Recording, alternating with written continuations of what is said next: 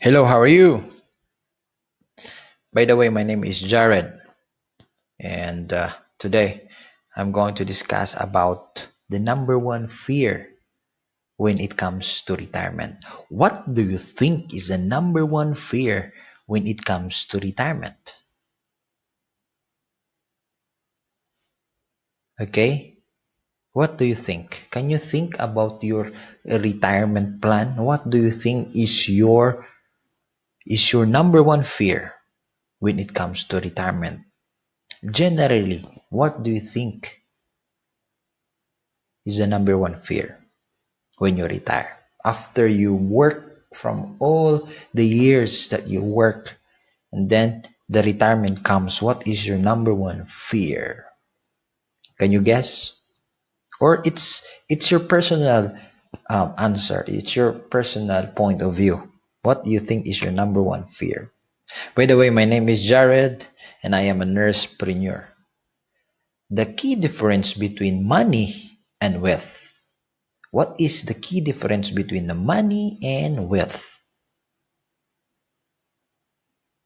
Have you heard or have you ever seen an article about a lottery winners or a famous person, mga famous person dati or mga lottery winner na they won a lottery, big amount of money, or famous person na sumikat sila, okay? But suddenly broke, diba? But suddenly broke. And wonder, how can that be? Paano nangyari? If you think that money can solve your problem, what happened? Okay? Think about it, no? Bakit kaya?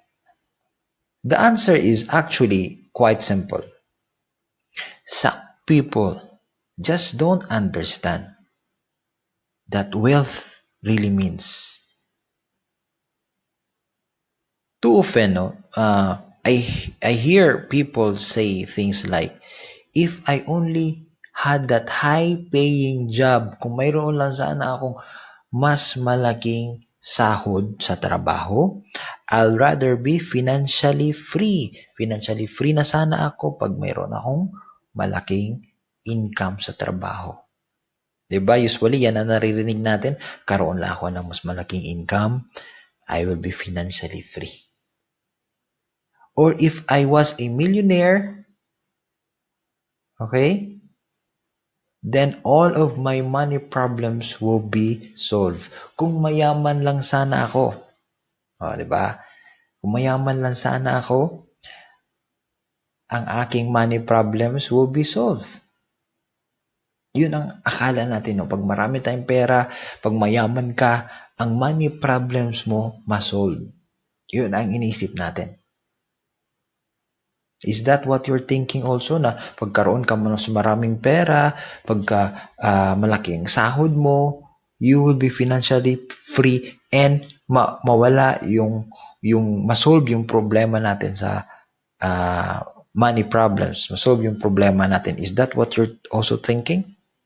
Because, I have a big problem with that statement. Because they assume, that having lots of money is what leads to financial freedom. Ang karamihan, akala ng mga karamihan, that pagkaroon ka ng maraming pera, yun yung sinasabi na if ever magkaroon na ako ng maraming pera, magkaroon din ako ng financial freedom.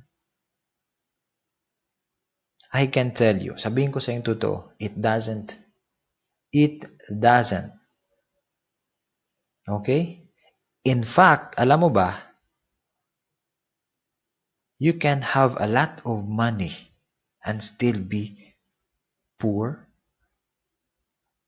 Ano ibig sabihin dun? Na you can have a lot of money and still be poor. You can have a lot of money and still feel like you're in prison, like in a jail. You are locked in. Maraming pa ring mga tao na Marami na nga silang pera, but still they feel poor, and they feel that they are locked in a jail. Like for example, take a look like Mike Tyson. At one time, he was the undisputed heavyweight boxing champion. Okay, alam na natin yan. At the height of his career, he was estimated, alam mo magkano kinita niya? To have been estimated of 300 worth of $300 million. But by the end of his career, Mike Tyson, okay, filed for bankruptcy, owing several millions of dollars to debt collectors. Ano nangyari sa kanya? He have experienced this a lot of money. But what happened? Filed bankruptcy and owing several million dollars to debt collectors. So do you think that having too much money can solve your money problems? And you think that you'll be financially free? What do you think? All the money in the world didn't bring Mike Tyson peace. Ang dami niyang pera, 300 million, but it didn't bring Mike Tyson peace. Okay? It didn't bring Mike Tyson peace of mind or financial freedom. Akala natin, pag magkaroon na tayo ng maraming pera, then mabili natin lahat, you will be financially free. And this isn't just something only rich people do. How many stories have you heard? Diba? Ilang beses natin ito narinig of regular people winning tens of million, okay, playing the lotto. Diba? Nagtataya ng mga lotto only to wind up broke a few years later. Ilang beses natin narinig ito na maraming nananalo sa lotto, maraming dumami yung pera, biglang yaman. But after few years, broke. What happened?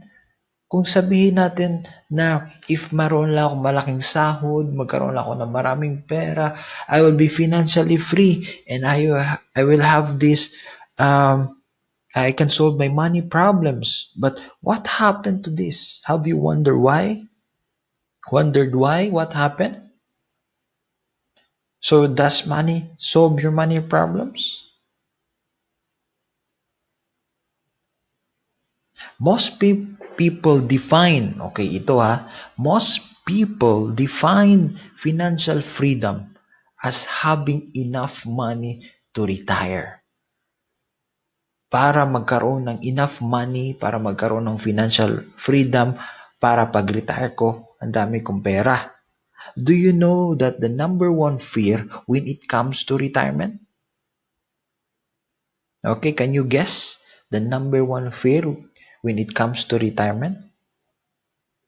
Somebody said it's death. Okay, is it death?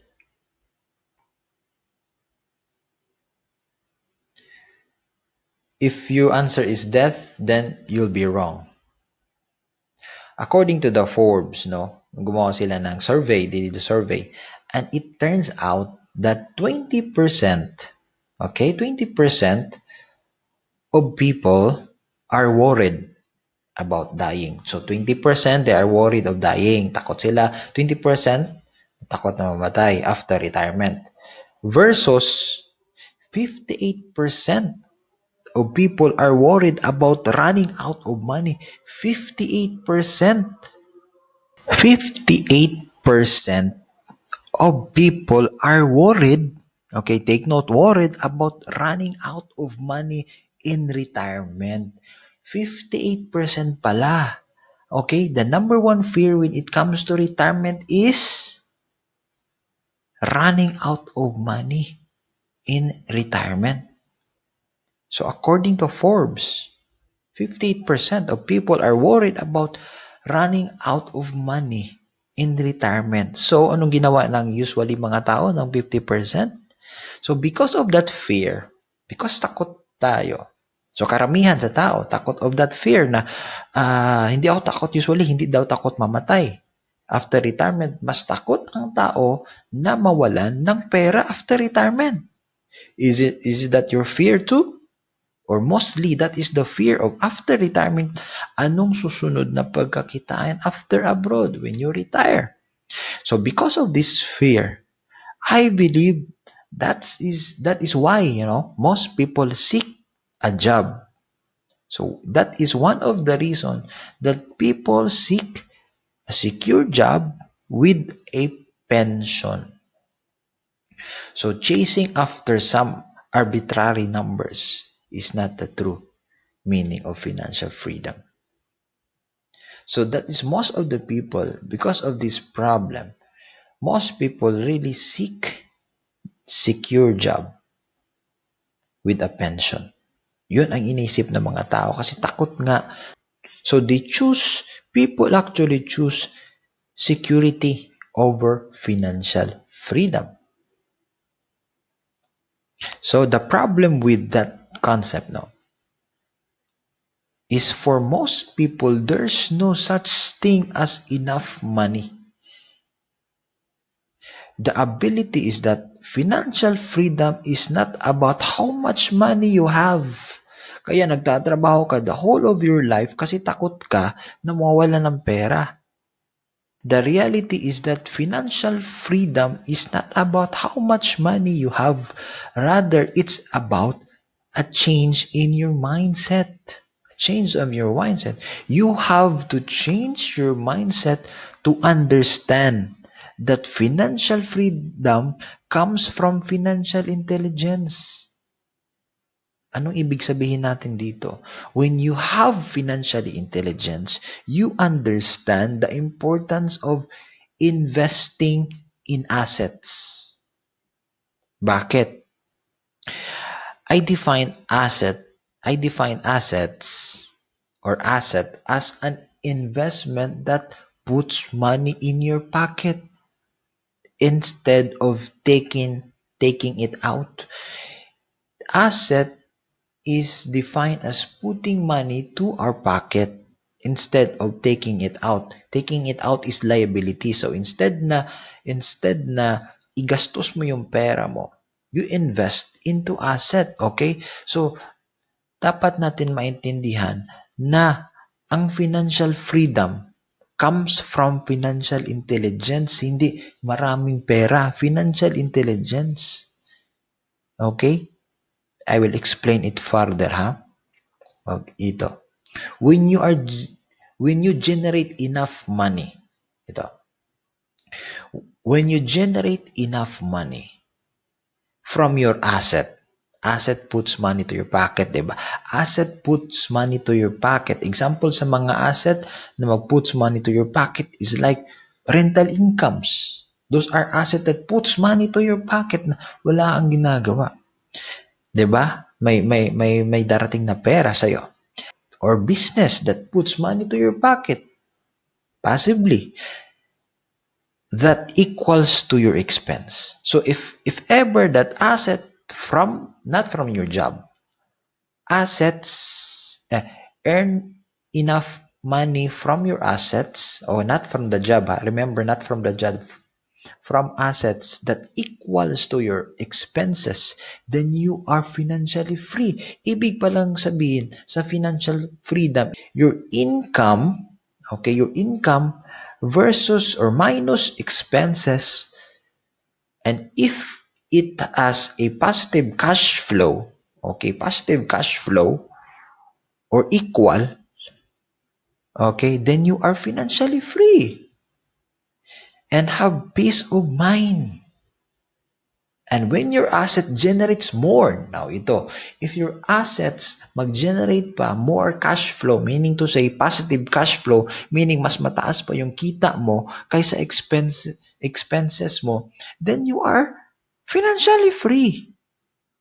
Okay, financial freedom is basically, it means that your income is higher your income is higher than your expenses from the assets, ang assets ay ibig sabihin natin yung mga nagbigay sa atin ng income monthly nang wala hindi sa galing sa trabaho.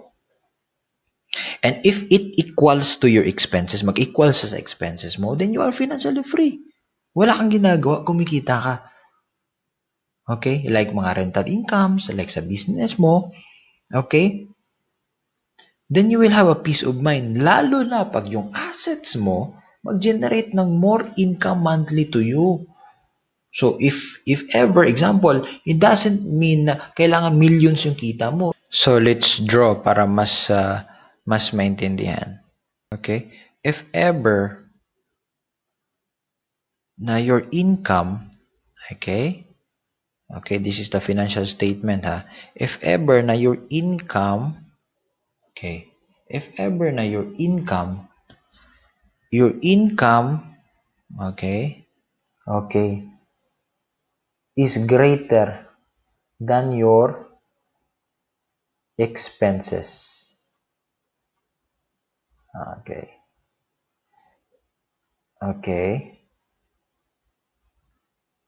If ever that your income, this is expenses. This is income.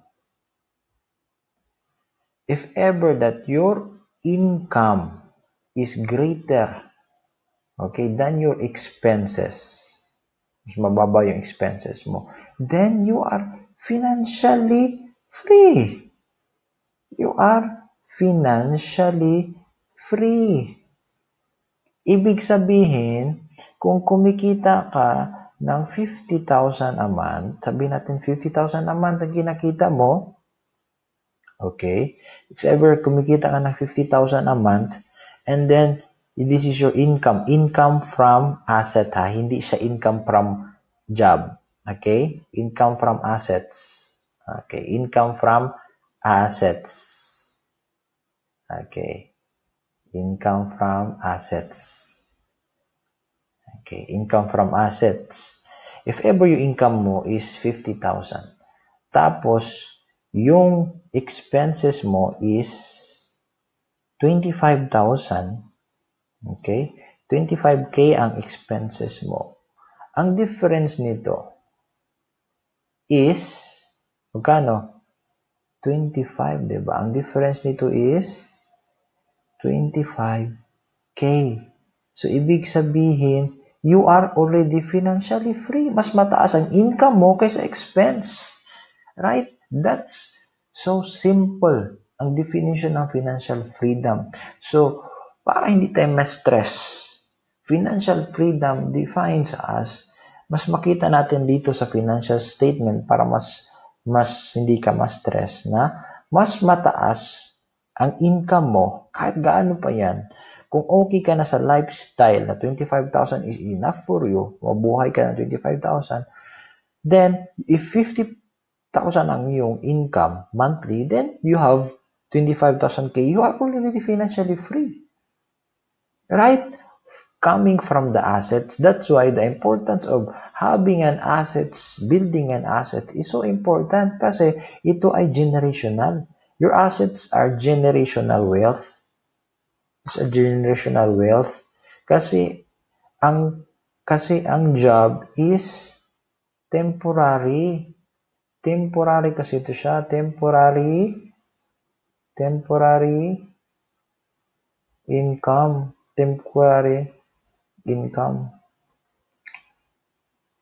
temporary. Okay, I hope you get something from this. Para hindi ka ma-stress, you can be financially free if you define this as income is greater from your expenses coming from your asset, then you are financially free. So, it just depends on your lifestyle. Kung ang lifestyle mo is example, kumikita ka ng income na 1 million. Okay, 1 million. Okay. Pero ang lifestyle mo is, ang expenses mo is, okay, ang expenses mo is 1 million din. Okay? So, Do you think you are financially free? Kaya maraming mga milyonaryo na stress. Why? Because their income, or sometimes ito, 1.5 million.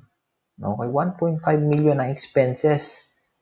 Okay, tapos ito ang income, 1 million, tapos 1.5 ang expenses. Kasi, they spend too much. Ang lifestyle is more on expenses. Ang lifestyle mo is hindi ka rich mindset na lifestyle. You are a middle class lifestyle. Kasi ang mga mayaman hindi mag-isip ng ganito. Ang middle class lifestyle is pagkatapos ng income, diretso sa expenses. So I rather have that 50,000 K, okay, income. Okay, then satisfied ka na sa lifestyle mo, okay na sa yung simple lifestyle with 25K. Sabihin natin 25K na expenses. Okay, so may difference dyan na 25K. This is, I call this financial freedom. See? Simple ang lifestyle mo. You have a simple lifestyle. Simple ang lifestyle mo. Your lifestyle is simple. Buhay ka na sa 25K expenses. This is expenses. With the income galing sa assets. Okay, ganun na simple ang buhay. Full assets. Wala na, by 25K ka na. You have already this 25K na savings. Right? Buhay ka na. So simple as that. It's not about how much money you have. Ang ending is, mas mataas ng expenses mo. So you'll be stressed forever. Ibig sabihin dito na if you want a peace of mind,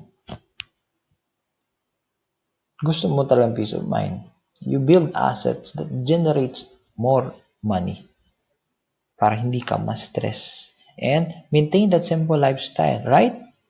So that's when the fun really begins, no? That's really the fun really begins. When your income from asset is equal or greater from your expenses. Whatever you've been doing, you will be financial free. So that for me, the definition of financial freedom. The financial freedom for me is defined as your income from assets. Assets, hindi trabaho, is greater from your expenses. Kahit gaano pa yan kalaki. So don't be stressed na dapat millions ang isave ko. Ang ending is you expenses mo millions din. So how can you be financially free? Okay? So I hope that you learned something from this and think about it, no? And by the way, click the link below. I'll be sending it to you some webinar, lecture, free seminars, paano mas ma-build ang maka-generate ka ng assets and what is really the importance of having it in our lives, no?